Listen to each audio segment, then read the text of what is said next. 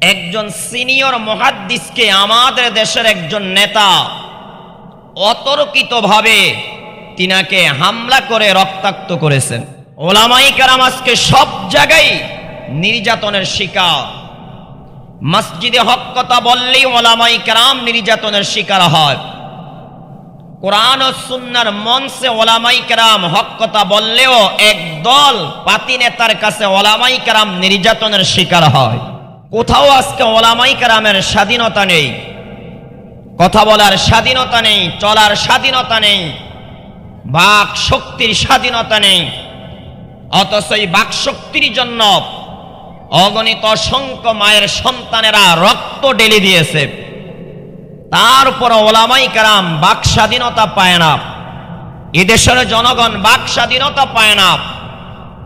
হক কথা বলে, সত্য কথা বলে, কাহারো বিরুদ্ধে যায়, বিপক্ষে যায়, তখনই তারা ওলামাই কেরামের বিরুদ্ধে দাঁড়িয়ে যায়। কথা ঠিক না বে ঠিক? কথা বলেন।